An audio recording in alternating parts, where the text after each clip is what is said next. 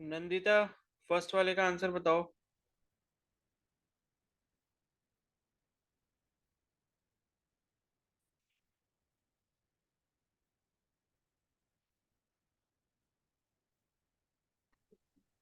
सब मेरा गलत आ रहा है। आपको कैसे पता गलत आ रहा है? ये क्वेश्चन मैंने खुद से बनाया है, किसी बुक में है नहीं। तो आप कौन होते हो डिसाइड करने वाले? इसका आंसर कुछ अलग आ रहा है। क्या अलग आ रहा है? मतलब उसमें मिक्की माउस बना है? कैसे अलग आ रहा है?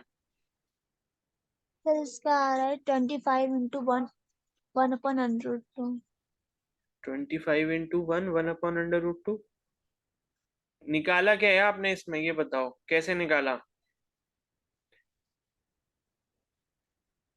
सर इसमें जो आपने पहले कराया था उसी तरह मैंने निकाला है। हाँ हाँ, तो वही तो पूछ रहा हूँ मैं, कैसे निकाला के मतलब ए एक्स अगर आप निकाल रहे हो तो क्या करोगे? सर एक्स दोनों एक्सिस में के से अलोंग जो कंपोनेंट निकालते हैं उसके लिए हम क्या करते हैं?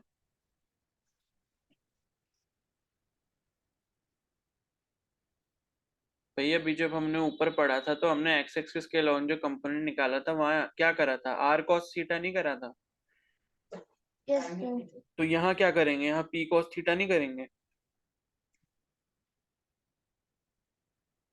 बताओ। Yes sir. तो पी कॉस थीटा सर करेंगे तो क्या आएगा? सर मैंने आगे सॉल्व भी नहीं किया। क्यों नहीं सॉल्व कर रहे हो? बताओ, काफी बिजी हो क्या? है? नहीं समझ आ रहा क्या पढ़ाया हुआ, ये बताओ।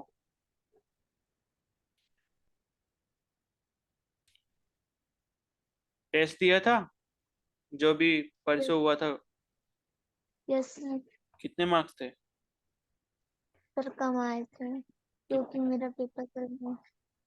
मैं रेगुलर क्लास नहीं ले पा रही हूँ। तो क्यों नहीं ले रहे हो रेगुलर? कहाँ बिजी हो बताओ।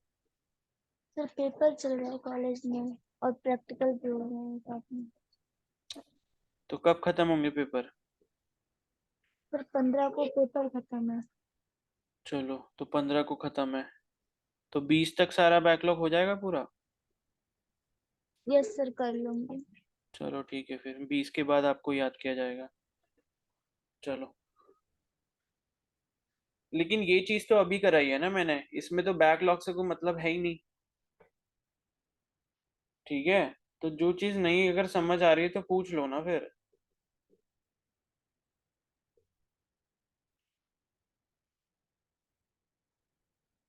चलो शिवानी, आप बताओ जरा इसका आंसर।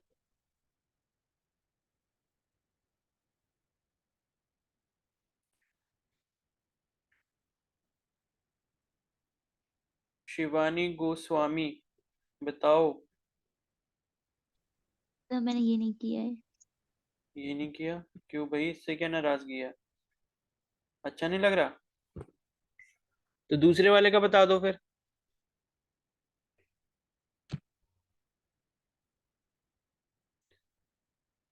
शिवानी, सी की वैल्यू बता दो।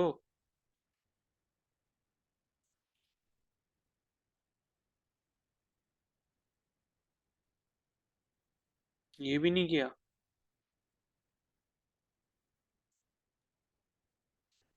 कशिश आप बताओ। कशिश भट्ट।25/√2। ये किसकी वैल्यू है? एक्स की या वाई की?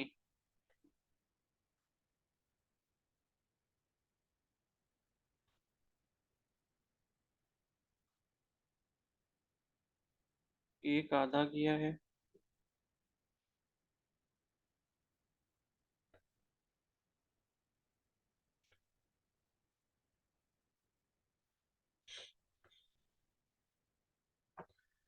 चलो फिर, क्या ही पूछूं मैं।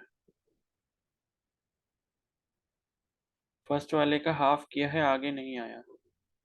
ये कोई बात होती है? आधा तो मैंने ही बता दिया, तो आधा नहीं किया है, फिर वो आधा भी आपने खुद से नहीं किया है।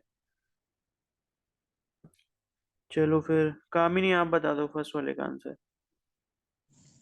सर ए एक्स की वैल्यू आ रही है 25/√2 और ए वाई की भी 25/√2 आ रही है मेरी। चलो सही है, ठीक है। तो देखो दोनों की वैल्यू 25/√2 आएगी, बिकॉज हॉरिजॉन्टल कंपोनेंट क्या होता है आपका, p cos थीटा हो जाएगा। cos 45 कितना होता है, 1/√2। 25 इंटू 1/√2 करोगे, 25/√2 आ गया। और जो वर्टिकल कंपोनेंट होगा ए वाई, वो भी आपका क्या होगा, p sin थीटा होगा। और sin 45 की वैल्यू भी 1/√2 ही होती है, इस वजह से वो भी 25/√2 हो जाएगा। ठीक है, कनिष्का सेकंड वाला बताओ।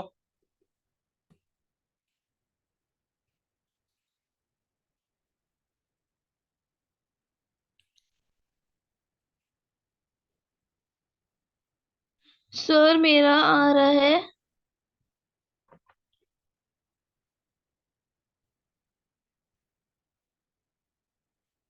क्या मेरा आ रहा है फिर क्या? सर मेरा सर मुझे लगता है शायद 0। जीरो? हाँ सर ऐसे आ रहा है। नहीं तो जीरो से डर क्यों रहे हो, अगर आ भी रहा है तो? हाँ सर 0 ही आ रहा है। तो ठीक है, जीरो आ रहा होगा। चलो बाकी से पूछ लेते हैं, सना क्या आ रहा है? सर -4 आ रहा है सी की वैल्यू। -4। चलो संध्या आप बताओ।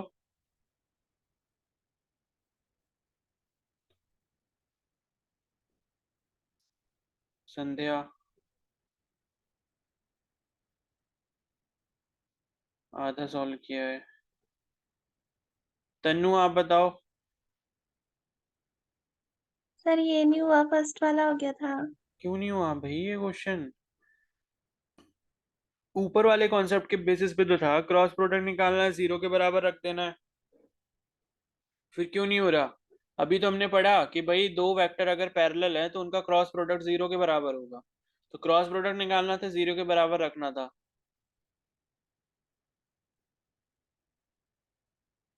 रितु आपका क्या आंसर आ रहा है?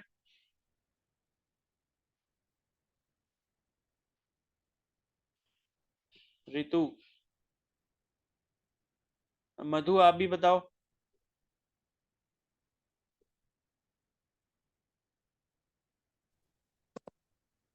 सर क्या आ रहा है बताओ। सर मेरा गलत आ रहा है। फिर अंडर रूट। गलत आ रहा है? भाई क्या आंसर गूगल पे सर्च कर लिया है क्या? No sir. तो फिर कैसे पता कि सर गलत आ रहा है?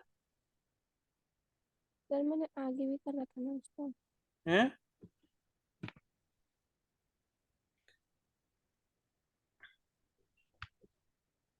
अजय आप बताओ क्या आ रहा है आंसर? सर -6। -6। तीन आंसर आए हैं अभी तक, बाकियों के आए नहीं है। एक का आया है जीरो, एक का है -4, एक का है -6। चलो देखते हैं कैसे होगा। ठीक है, तो कंडीशन मैं आपको बता चुका हूँ, यहाँ पे अगर दोनों वेक्टर पैरेलल हैं तो इसका मतलब ये है कि इनका क्रॉस प्रोडक्ट जीरो होगा। तो हमें एक्चुअली में क्या करना है, इनका क्रॉस प्रोडक्ट निकालना है और उसको जीरो के बराबर रख देना। ठीक है, तो कैसे करोगे? ये आई लिखा, ये जे लिखा, ये के लिखा। तो आई के नीचे पहले ए वाले लिख लो सारे। 2i कैप हो गया, फिर -5 का जे कैप है और 2k कैप है। बी वेक्टर के लिए 4i कैप है, -10 जे कैप है और सी के कैप है। ठीक है, अब आप इसको कैसे करोगे? आई लिखा, आई का करस्पॉन्डिंग रो कॉलम छोड़ दोगे, -5 इंटू सी करोगे, ये दोनों करोगे, फिर ये दोनों करोगे। ठीक है, तो -5 इंटू सी इज -5c, फिर पीछे बीच में क्या आएगा, माइनस साइन आएगा, 2 इंटू -10 -20 होगा, तो -20, और ये बीच में पहले से एक माइनस साइन है तो ये +20 हो जाएगा। फिर -j लिखा, j का करस्पॉन्डिंग रो करस्पॉन्डिंग कॉलम अगर छोड़ दोगे तो 2 को c से मल्टीप्लाई करोगे और 4 को 2 से मल्टीप्लाई करोगे। ठीक है, तो ये कितना हो जाएगा, 2c हो जाएगा, 2 into 4 8 प्लस के कैप का अगर हम हॉरिजॉन्टल का मतलब जो ये रो है और कॉलम छोड़ देंगे तो हमारे पास ये दोनों बचेंगे पेयर। तो 2 इंटू -10 करेंगे -20 हो गया, बीच में माइनस साइन आएगा, -5 इंटू 4 इज -20। तो -20 और पहले से एक माइनस साइन है तो क्या बन जाएगा, +20 बन जाएगा। इसको रख दो 0 के बराबर। अब क्या आएगा, आई फिर 20 -5c ऐसे लिख लो इसको, फिर -j, ठीक है, -j रखा और क्या बोलते हैं 2c -8 हो गया ये ठीक है, और प्लस k इंटू ये -20 + 20 0 हो गया, तो उसे तो छोड़ दो, 0 हो गया वो। तो अब ये आपका इक्वल टू 0 हो गया। अब आप 0 को जो है 0 i cap plus 0 j cap लिख सकते हो, तो किसी भी वैल्यू को यहाँ पर बराबर रख लो, ठीक है। तो अगर आप i वाले को बराबर रखोगे तो i into 20 -5c is equal to 0 i cap हो जाएगा। तो i से i कैंसिल हो गया, 20 -5c इज इक्वल टू 0 बचा, और 20 इज इक्वल टू 5c होगा। तो c की वैल्यू कितनी आ गई, 4। और अगर ये मान लो j वाले से भी निकालोगे तो सेम ही आंसर मिलेगा। कैसे मिलेगा, 2c - 8 is equal to 0, c is equal to 8/2 is equal to 4। तो 4 है इसका आंसर, c की वैल्यू 4 है, तो किसी का भी सही नहीं है। साइन में मिस्टेक कर रहे हो आप लोग, जिसने -4 निकाला है उन्होंने साइन में मिस्टेक करी है लास्ट में आते आते। किसने निकाला था, सना आपने निकाला था? Yes sir. हाँ तो देखना लास्ट में साइन में गड़बड़ करी है कुछ।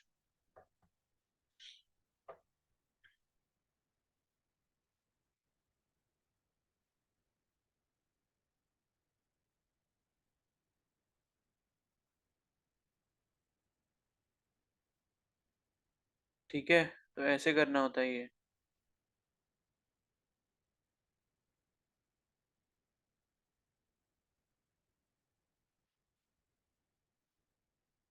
वैसे -4 भी इसका आंसर हो सकता है, बिकॉज ये भी एक माइनस साइन है, तो ये अगर प्लस होगा तो ये माइनस और ये प्लस हो जाएगा, तभी आप इसको इक्वल रख पाओगे।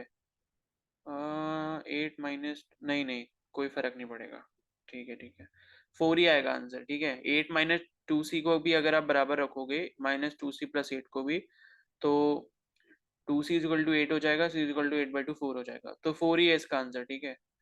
c इक्वल टू 4 ही रहेगा आंसर, ठीक है। समझ आ गया ये कैसे करते हैं?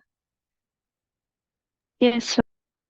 और ऊपर वाला समझाने की जरूरत है? कोई है ऐसा जिसको ये वाला नहीं आया? बताओ भाई। एक बार बता दो सर ऊपर वाला। ऊपर वाला बताना है, ठीक है। तो देखो कुछ नहीं करना था, मैंने आपको ये ऊपर कॉन्सेप्ट समझा दिया। ये अगर नहीं समझ आया होगा तो एक बार रिकॉर्डिंग फिर से देख लेना। इसका मतलब क्या है कि यहाँ पर एक कोई वेक्टर है p, ये p वेक्टर है और इसका मैग्नीट्यूड यहाँ पर दिया है 25 यूनिट। तो आपको इसका ax कंपोनेंट ये वाला हो गया horizontal component, ay component vertical वाला हो गया। तो ax वाला जो कंपोनेंट है वो आपका p cos थीटा होगा। थीटा आपको दिया 45 डिग्री, ठीक है। तो ये p cos 45 हो जाएगा, और ए वाई वाला जो कंपोनेंट है वो आपका p sin 45 हो जाएगा। p की वैल्यू आपको पता है 25 है, sin 45 और cos 45 की वैल्यू 1/√2 होती है। तो दोनों की यहाँ पर वैल्यू कितनी आ जाएगी, 25/√2 आ जाएगी, ठीक है। और कई बार आपको आंसर जो है मान लो ऐसे भी दिया जा सकता है ऑप्शंस में। मान लो अगर आपको 25/√2 आंसर नहीं मिल रहा तो आप क्या कर सकते हो, कभी भी आपको कोई टर्म सिंगल टर्म जो है नीचे रूट में दिखे डिनोमिनेटर में, तो वही सिंगल टर्म दोबारा से ऊपर नीचे मल्टीप्लाई कर दो, ठीक है। तो ये कितना हो जाएगा 25 इंटू √2 अपॉन 2, √2 इंटू √2 2। तो कई बार आंसर इस फॉर्म में भी आपको देखने को मिल जाता है। तो इस प्रोसेस को हम बोलते हैं रैशनलाइजेशन, ठीक है, रैशनलाइजेशन। तो ये भी ध्यान रखना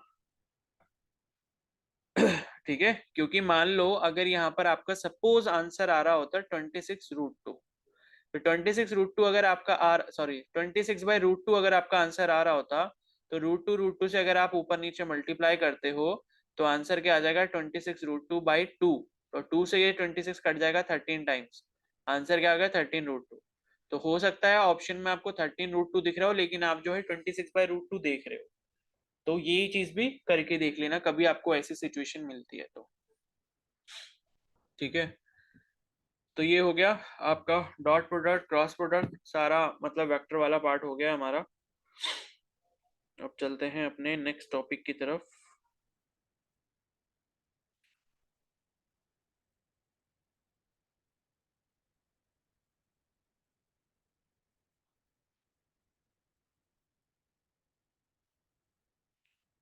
Find the magnitude and direction। और आज मैं जो हूँ 12-1 बजे तक आपको कुछ क्वेश्चंस भेजूंगा, कल की क्लास से पहले आपने सॉल्व करने हैं। ठीक है, और सारे वेक्टर्स पे ही होंगे क्वेश्चंस। तो वेक्टर हमारा टॉपिक कंप्लीट हो गया, इसलिए उसके क्वेश्चंस अच्छे से कर लेना। ठीक है, यस सर।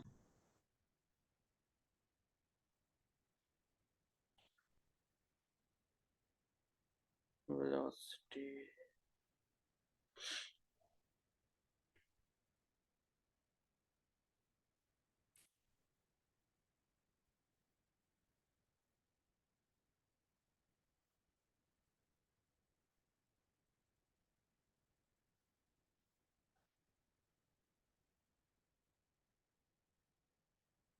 चलो अब जो नेक्स्ट टॉपिक है वो है आपका प्रोजेक्टाइल मोशन।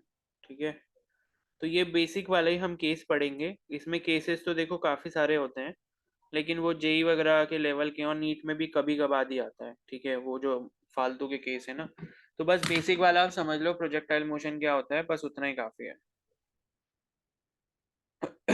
ठीक है, तो अब मैं यहाँ पर लिख रहा हूँ प्रोजेक्टाइल मोशन।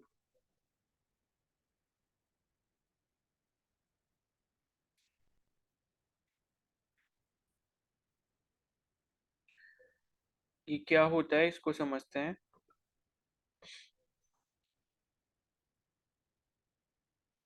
ठीक है, तो इसका मतलब क्या होता है कि मान लो अगर ये आपका ग्राउंड सरफेस है, ये आपका ग्राउंड है, और यहाँ पर आपने खड़े होके जो है क्या बोलते हैं कोई भी ऑब्जेक्ट को फेंका, सो दैट कि वो अपना मोशन इस तरीके से पूरा ट्रेवल करता है। ठीक है, तो इस टाइप के मोशन को हम क्या बोलते हैं, प्रोजेक्टाइल मोशन बोलते हैं। यानी कि आप क्या कर रहे हो, उसका जो एंगल है, मतलब जिस भी ऑब्जेक्ट को आपने यहाँ पर थ्रो करा है उसका जो एंगल है विद रिस्पेक्ट टू ग्राउंड, वो आपका 0 डिग्री से बड़ा है या फिर 90 डिग्री से छोटा है, तो उसको हम क्या बोलते हैं, प्रोजेक्टाइल मोशन बोलते हैं। बिकॉज 90 डिग्री पे फेंकोगे तो वो सीधा सीधा ऊपर चला जाएगा, फिर वो मोशन है ना स्ट्रेट लाइन बन जाएगा। और अगर नीचे ग्राउंड पे भी आप सीधा सीधा फेंकोगे तो भी वो सीधा सीधा जाएगा, तो मोशन है ना स्ट्रेट लाइन बन जाएगा। तो 0 डिग्री से 90 डिग्री के बीच में जो भी आप यहाँ पर किसी भी ऑब्जेक्ट को अगर किसी एंगल पर फेंकते हो, तो वो जो पाथ कवर करता है उस पाथ को हम बोलते हैं प्रोजेक्टाइल। ये जो पाथ होगा ना उस ऑब्जेक्ट का जो उसने कवर किया होगा उसको हम बोलेंगे प्रोजेक्टाइल। और ऐसे टाइप के मोशन को हम क्या बोलते हैं, प्रोजेक्टाइल मोशन बोलते हैं। ठीक है, तो यहाँ पर आपको कुछ चीजों का ध्यान रखना होता है इसके फॉर्मूले याद करने से पहले। वो क्या क्या चीजें हैं वो मैं आपको बता देता हूँ। तो मैं प्रोजेक्टाइल मोशन को यहाँ पर तो सपोज हम कुछ ऐसी कंडीशन मान लेते हैं कि ये हुआ आपका प्रोजेक्टाइल मोशन। ठीक है, और ये है आपका ओरिजिन, यहाँ से मान लो आपने कोई ऑब्जेक्ट भेजा है, और यहाँ पे मान लो कोई भी एक पॉइंट है। ठीक है, तो इसकी जो इनिशियल वेलोसिटी है, मान लो आपने इसको इनिशियल वेलोसिटी u से फेंका है। ठीक है, तो u से अगर आपने फेंका है और ये हॉरिजॉन्टल के साथ मान लो यहाँ पर जो है थीटा एंगल बना रहा है, हॉरिजॉन्टल जो ग्राउंड सरफेस है उसके साथ थीटा एंगल है। अब आप ये एंगल यहाँ बनाओ, यहाँ बनाओ, यहाँ बनाओ, एंगल तो चेंज नहीं होगा ना, एंगल वही रहेगा। तो आप ये कंसीडर कर लो कि u वेलोसिटी का जो एंगल है विद रिस्पेक्ट टू ग्राउंड क्या है, थीटा है। तो अब आप क्या कर सकते हो, अभी जो आप रिजोल्यूशन ऑफ वेक्टर पढ़ के आए हो उसके अकॉर्डिंग इस वेलोसिटी के दो कंपोनेंट बना सकते हो। तो ये वाला जो कंपोनेंट है हॉरिजॉन्टल कंपोनेंट जिसे हम बोलते हैं, वो हमारा u cos थीटा हो जाएगा, और जो वर्टिकल कंपोनेंट है वो हमारा u sin थीटा के बराबर हो जाएगा। तो जिस वेलोसिटी से आपने यहाँ पर किसी भी ऑब्जेक्ट को प्रोजेक्टाइल मोशन के लिए फेंका है, उस वेलोसिटी के, उस इनिशियल वेलोसिटी के दो कंपोनेंट होंगे, एक आपका हॉरिजॉन्टल साइड में होगा जिसे आप u cos थीटा बोलोगे, एक आपका वर्टिकल साइड में होगा जिसे आप u sin थीटा बोलोगे। ठीक है, तो ये कंडीशन हो गई। उसके बाद यहाँ पर ये एक टॉप पर जो एक कंडीशन आएगी, ये जो इसका पूरा पाथ है, ये जो पूरा प्रोजेक्टाइल है, यहाँ पर सपोज अगर मैं एक पॉइंट ए कंसिडर कर लेता हूं, तो इस पॉइंट पे जब आप देखोगे तो यहाँ पर क्या होगा, जो आपकी ये इनिशियल वेलोसिटी थी u cos थीटा वो तो रहेगी, लेकिन आपकी जो ये वाली वेलोसिटी थी u sin थीटा ये आपकी जीरो हो जाएगी। मान लो ये जो आपकी u sin थीटा जो वेलोसिटी थी, ठीक है, इसको ऐसे नहीं लिखते हैं,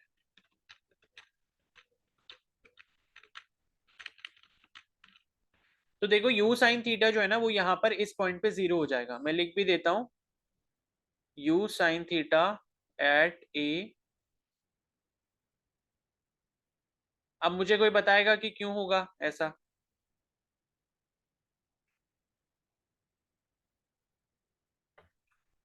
बोलो भाई।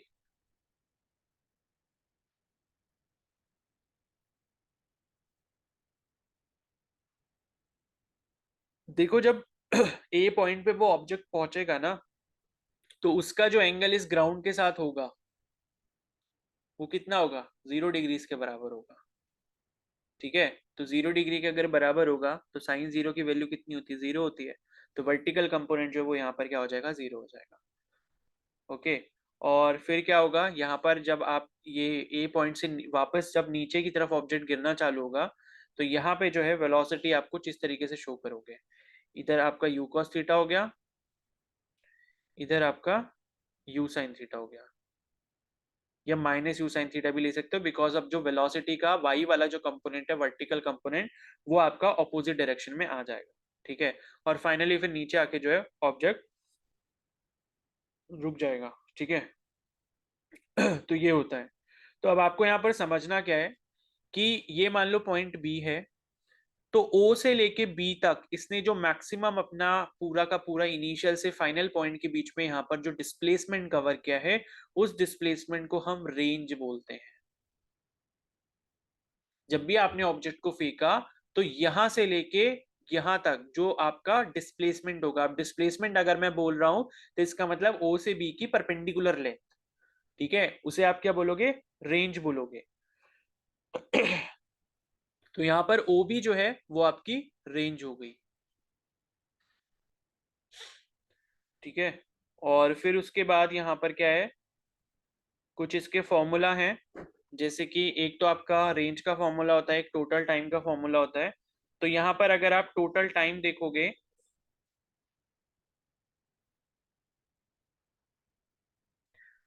टोटल टाइम ऑफ फ्लाइट बोलते हैं उसको, मतलब कितनी देर तक ये जो ऑब्जेक्ट है ये हवा में रहा, और मतलब जितना, मतलब जब आपने फेंका और फेंकने के बाद वापस जब ग्राउंड पे आया तो उसके बीच में इसको कितना टाइम हवा में रहा या पूरा प्रोजेक्टाइल कवर कर रहा था, तो उसको हम टोटल टाइम ऑफ फ्लाइट बोलते हैं। और इसका जो फॉर्मूला होता है वो होता है आपका t is equal to 2u sin theta by जी।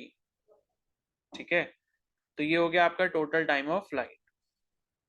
उसी तरीके से यहाँ पर जो आपका हॉरिजॉन्टल रेंज है, कैपिटल आर से मैं इसको शो कर रहा हूँ हॉरिजॉन्टल रेंज को, इसका जो फॉर्मूला होता है वो होता है u square sine 2 theta by G. ठीक है, u square sine 2 theta by जी।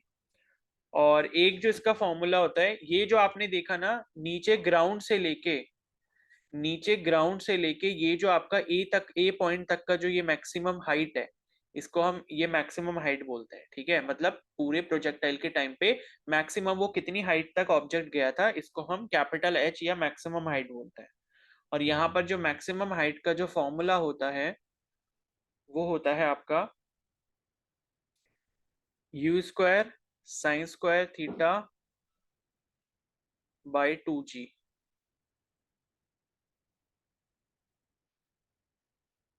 तो ये तीन फॉर्मूले हैं जो आपको यहाँ पर याद रखने होते हैं। ठीक है, और कई बार एक एक क्वेश्चन ये भी पूछ लिया जाता है, पूछ सकते हैं, मतलब इसे हम इक्वेशन ऑफ ट्रेजेक्टरी बोलते हैं। इसे भी ध्यान रखना। ट्रेजेक्ट्री मतलब वही जो पाथ है इसका, ठीक है। तो इक्वेशन ऑफ ट्रेजेक्ट्री जो होता है वो आपका होता है x tan theta minus g x square by 2 u square cos square theta. तो बस ये इक्वेशन याद कर लेनी है आपको। इसका मतलब क्या है कि ये प्रोजेक्टाइल की ट्रेजेक्ट्री की इक्वेशन होती है, यानी कि प्रोजेक्टाइल मोशन में जो ट्रेजेक्ट्री है, यानी कि पाथ, पाथ जो है, उस पाथ को जो इक्वेशन डिफाइन करती है वो आपकी इक्वेशन ये होती है। अब ये कैसे आती है, क्या इसका डेरिवेशन है, उससे हमको मतलब नहीं है, ठीक है। बिकॉज हम कॉम्पिटिटिव एग्जाम की तैयारी कर रहे हैं, तो हम 12th के बोर्ड्स की तैयारी नहीं कर रहे, या मतलब 11th में तो बोर्ड्स होते ही नहीं है, तो 11th का है, तो 11th में तो अगर होता तब ये डेरिवेशन कराने का कोई फायदा था। तो यहाँ डेरिवेशन पढ़ने का कोई फायदा नहीं है, बस आपको ये 3 फॉर्मूले याद करने हैं, ठीक है। तो अब अगर आप टोटल टाइम ऑफ फ्लाइट देखोगे, तो यहाँ पर टोटल टाइम ऑफ फ्लाइट कितना होगा, 2u sin theta by g. U आपकी इनिशियल वेलोसिटी हो गई, साइन थीटा आपका एंगल हो गया प्रोजेक्टाइल का ग्राउंड के साथ, ठीक है। उसी तरीके से r जो है रेंज, उसमें आप एक चीज ध्यान रखना, ये u square sine 2 theta by G होता है। अगर मान लो आपको थीटा 45 डिग्री दिया होगा, तो साइन 2 थीटा की वैल्यू कितनी हो जाएगी, साइन 2 इंटू 45, यानी कि साइन 90 डिग्री, ठीक है। और इसको आप जो फॉर्मूला है इसको आप ऐसे भी लिख सकते हो, यू स्क्वायर फिर ब्रैकेट में 2 sine theta cos theta by g. Because sine 2 theta को हम ऐसे भी लिख सकते हैं, ठीक है ना, ये भी ध्यान रखना, ये बेसिक ट्रिग्नोमेट्री है। Sine 2 theta is equal to 2 sine theta cos theta, ये फॉर्मूला होता है, ठीक है। तो इसको आप ऐसे भी लिख सकते हो। बस यही है आपके प्रोजेक्टाइल मोशन में।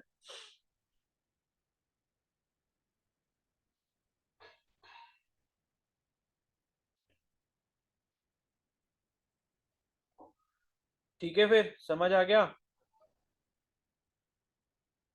Yes sir. Yes sir. Yes, sir.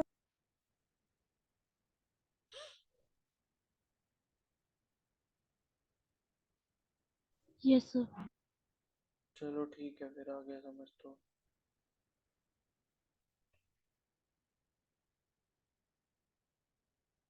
चलो एक क्वेश्चन कर लो फिर इसी के बेसिस पे, ये फॉर्मूला आपको याद करने हैं, ठीक है। अब आपके फॉर्मूला याद करने की जर्नी जो है वो यहाँ से स्टार्ट हो जाती है।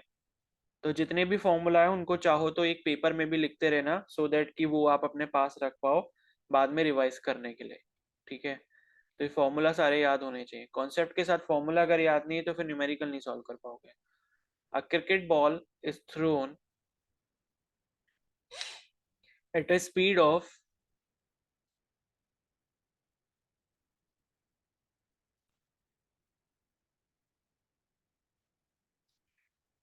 28 meter per second in a direction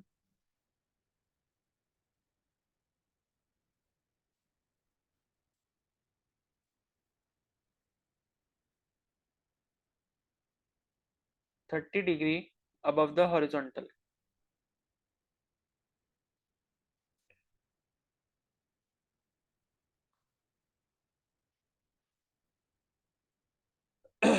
तो आपको फाइंड करना है, कैलकुलेट, पहला है maximum height,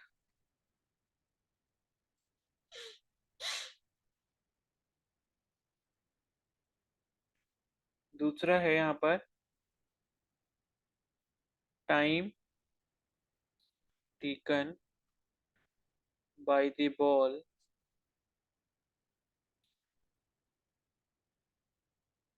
to reach maximum height.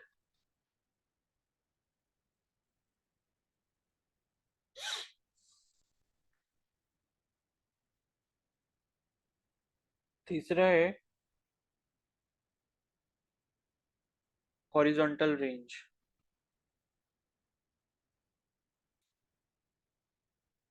चलो करो फिर, क्वेश्चन ध्यान से पढ़ना, ठीक है।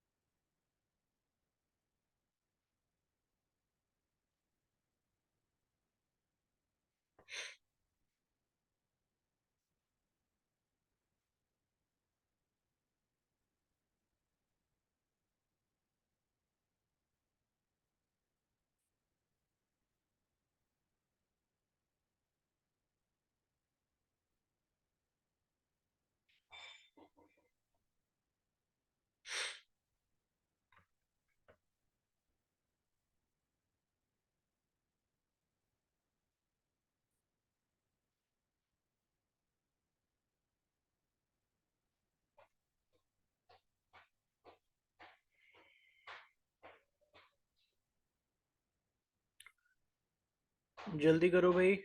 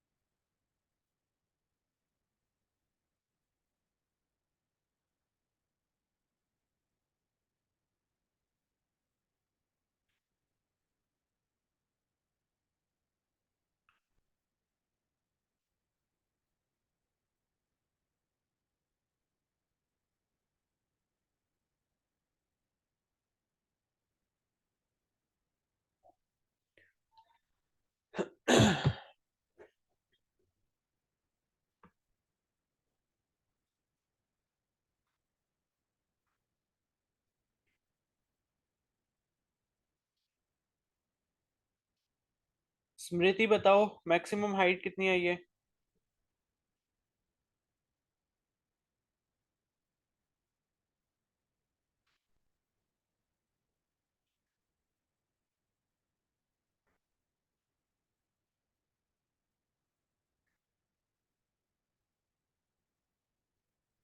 स्मृति जल्दी बताओ। ठीक है कृष्णा, चलो भी चेक करते हैं। स्मृति आवाज आ रही है?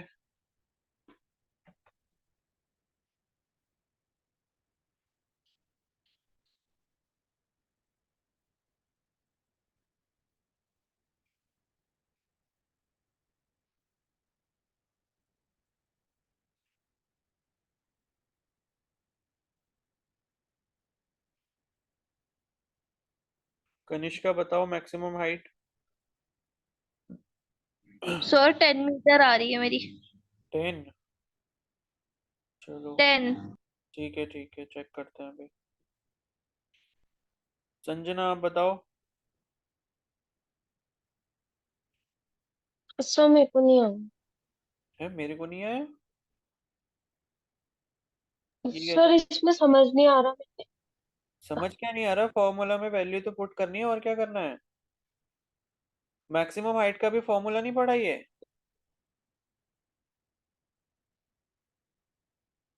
क्या क्लास छोड़ के चले गए थे क्या बीच में? No sir. फिर क्यों नहीं समझ आया?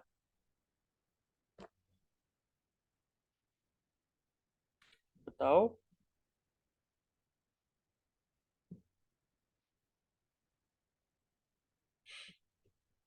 शिवानी के आ रहे 20 मीटर। भाई सबका आंसर अलग आ रहा है। 9.8, 10, 20। सर मेरा भी 9.8 मीटर है। 9.8 9.8 मीटर। ठीक है, चलो 9.8 सही है फिर। ठीक है, और ये बताओ टाइम। टाइम जो पूछा गया आपको मैक्सिमम हाइट पहुंचने में, कितना आ रहा है? 14। क्या 14 सेकंड? Yes sir. पर मेरा आ रहा है 0.49 सेकेंड। 0.49। सर 29 सेकंड आ रहा है। 29? 2.9 सेकेंड। 2.9। हाँ मेरा 2.9 ठीक 2.8। है। तो 2.9 ठीक है, लेकिन ये क्वेश्चन के हिसाब से गलत है। ठीक है, बिकॉज मैंने आपसे ये बोला है कि मैक्सिमम हाइट पहुंचने में कितना टाइम लगेगा। जो मैंने आपको ये फॉर्मूला बताया ये टोटल टाइम ऑफ फ्लाइट है, और मैक्सिमम हाइट जो वो पहुंचता है वो आधे टाइम में पहुंचता है। ओ से ए पहुंचने में जितना टाइम लगेगा उतना ही ए से बी पहुंचने में लगेगा। तो आपको जो मैंने टाइम का फॉर्मूला लिखवाया है वो ओ से बी तक पहुंचने का है। तो एज पर क्वेश्चन यहाँ पर जो टाइम है, जो आपका आंसर आया उसका हाफ कर दोगे आप। ठीक है, तो इसीलिए मैंने बोला था क्वेश्चन ध्यान से पढ़ना। और हॉरिजॉन्टल रेंज कितनी आई? 14/5।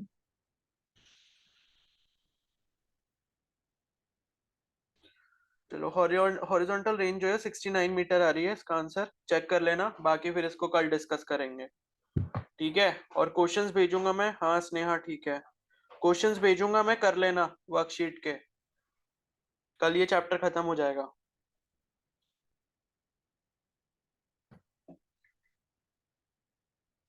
ठीक है, अब ये क्वेश्चन कल डिस्कस कर लेंगे, जिसको नहीं समझ आया कैसे करना है।